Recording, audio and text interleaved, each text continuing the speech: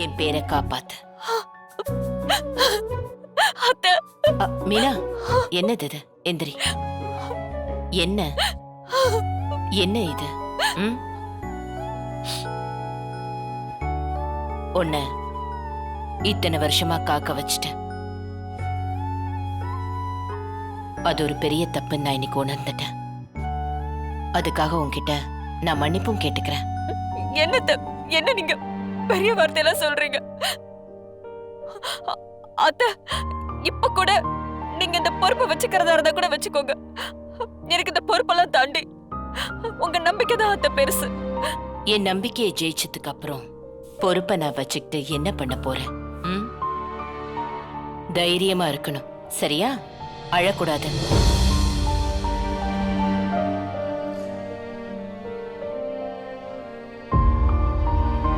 அம்மா, உங்க மனசுல மெயினா சரியான மருமகளா இருக்காளா இல்லையான்னு ஒரு குழப்பம் இருந்துச்சு.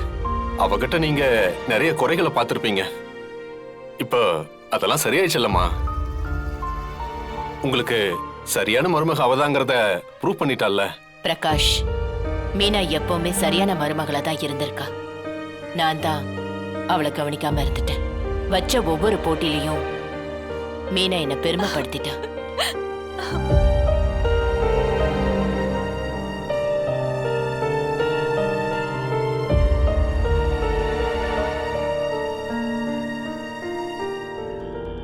ஏங்க, நாம ஒண்ணு நினைச்சா வேற ஒண்ணு நடக்குது. இதுக்கப்புறம் மொத்தமா உங்க தங்கச்சி மருமக பக்கமோ ஜனாமா பக்கமோ சாஞ்சிருவாளோ? தமிழ், கை கொடு. தேங்க்ஸ்.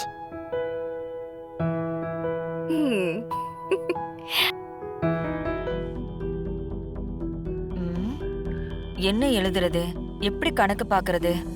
இது வரைக்கும் அத்தை தான் பாத்துட்டு இருந்தாங்க. அந்த ஃபார்மட் எதுன்னு எனக்கு தெரியாதே.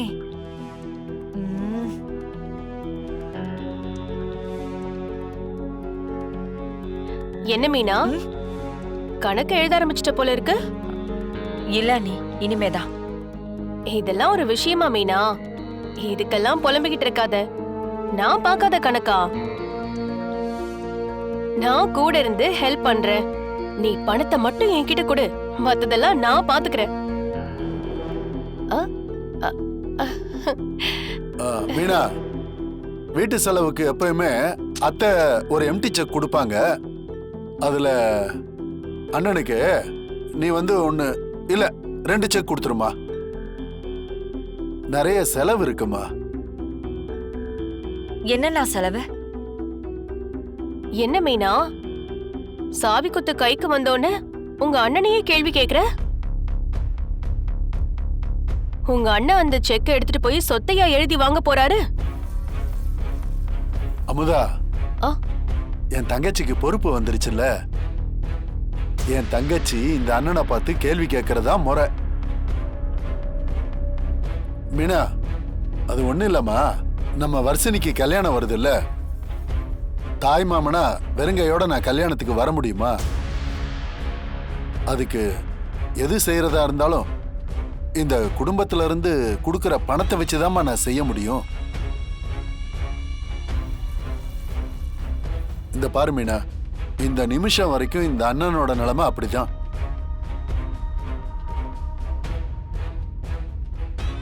சரி, நான் தரேன்.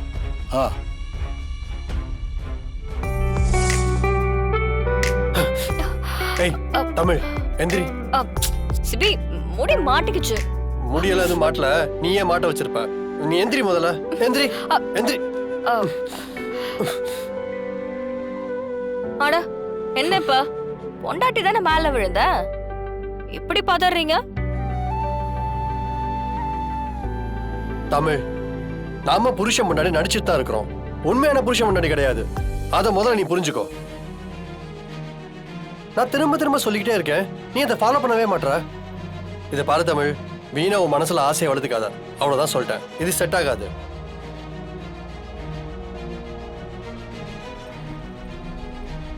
ஏதாவது சொன்னா அப்படியே கோவம் பொத்துக்கிட்டு வந்துருமே. மூஞ்சிய உருன்னு வச்சுக்கிட்டு. ஆமா, நீங்க இப்பெல்லாம் பேசுவீங்க, நானும் சிரிச்சுக்கிட்டே சரி அப்படின்னு தலையாட்டவா? எப்பதான் திருந்த போறீங்களோ? ஏய் தமிழ் நில்லு. என்ன நான் கேட்டு போயிட்டேன்னு திருந்த சொல்றியா? ஆமா, நீங்க திருந்தணும் தான். எப்படி கெட்டு போயிருக்கீங்கன்னு உங்க மனசை நீங்களே கேட்டு சொல்லுங்க. ஒரு பொண்ணு நானே எவ்வளவு தூரம் இறங்கி வரேன், அப்படியே மனசுல பெரிய மன்மதன நினைப்போ அப்படியே ரொம்ப தான் பிகு பண்றீங்க. ச்சே. ஏய் என்ன இவன் இப்படியே இருக்கானே? தமிழை என்னைக்குதான் ஏத்துக்கிட்ட லவ் பண்ண ஆரம்பிப்பான்? இப்படியே போனா சரி வராது. வர்ஷினி கல்யாணம் முடியறதுக்குள்ள சிபியையும் தமிழையும் சேர்த்து வைக்கணும். ஜோசியரே, ஜோசியரே. என்னம்மா? இல்ல ஜோசியரே, நீங்க தான் இந்த குடும்பத்துக்கு வழக்கமா ஜாதகம் பாப்பீங்க. ஏன் ஜாதகத்தையும் நீங்க தான் பார்த்து சொன்னீங்க.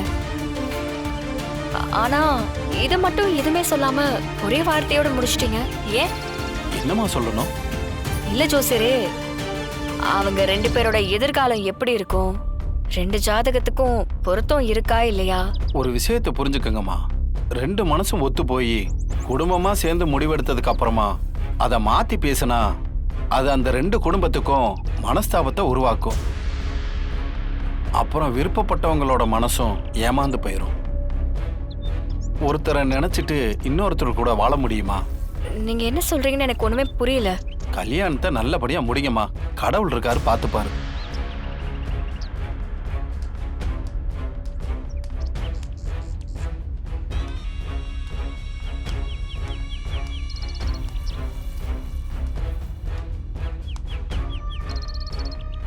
என்ன மன்னிச்சிருங்க ஜனாமா. ஒரு ராட்சசன் ஜாதகத்தை மாப்பிள்ளைன்னு சொல்லி நீங்க முடிவு பண்ணி கல்யாணத்துக்கான வேலையை ஆரம்பிச்சிட்டீங்க.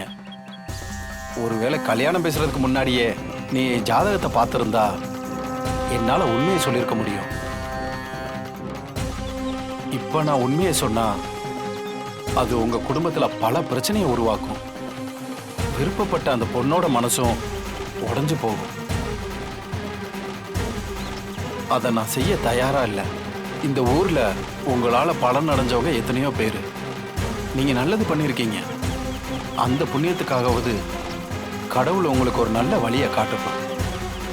விதியை யாராலையும் ஜெயிக்க முடியாது. கடவுள் நினைச்சா அந்த விதியை கொஞ்சமாவது மாற்ற முடியும். அப்பா கடவுளே, இவங்களுக்கு ஒரு நல்ல வழியை காட்டுப்பா.